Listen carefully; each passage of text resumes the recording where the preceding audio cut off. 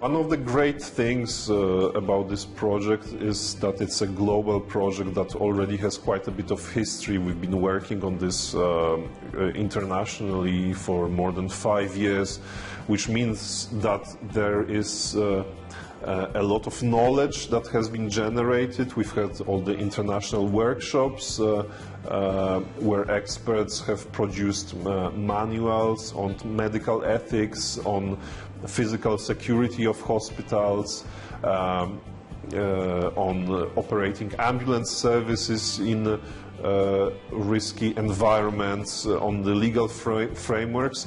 So there's this entire body of knowledge, and there's all those manuals, literature that you can resort to, and you can adapt it to the local context and the local environment, and make it useful for the people here.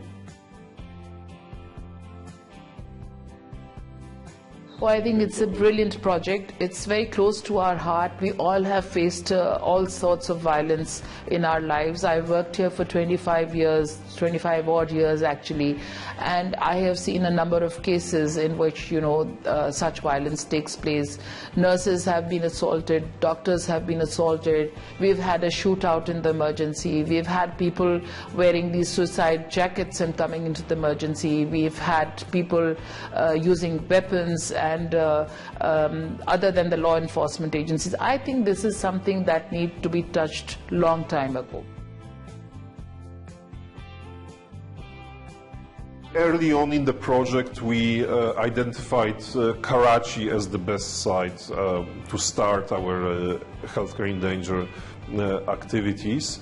The first and the most obvious reason is that Karachi faces levels of violence against healthcare that are not typical for the rest of the country. Second of all, it's also a place that is readily accessible to the ICRC, but also it's a place where you already have a very vibrant civil society, you have NGOs, you have universities, you have a vibrant intellectual and academic life, you have an organized medical community, and this was very important for us in terms of finding partners and creating a community of concern. It's a metropolis of more than 20 million people, and the scope of this humanitarian problem here means that a direct intervention, ICRC acting solo, wouldn't really be able to bring about any meaningful change. So that's why I think it's really important that we are partnering with local organizations, and that we are trying to address problems at the policy level.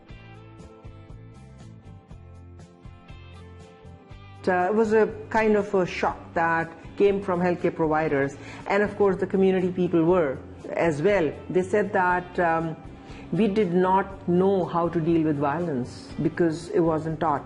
So if somebody comes up to me and I'm a physician or a staff nurse or a safety guard or somebody who's an allied health person, I did not know that if somebody is attacking me, what do I do?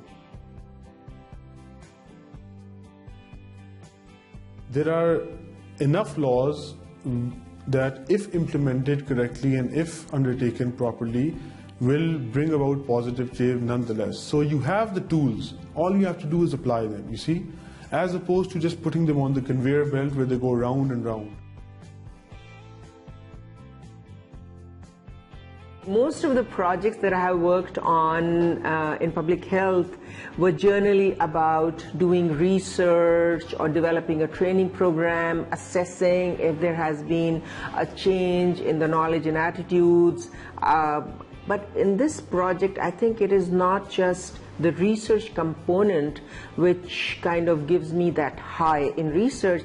It's about the interventions that we came up with.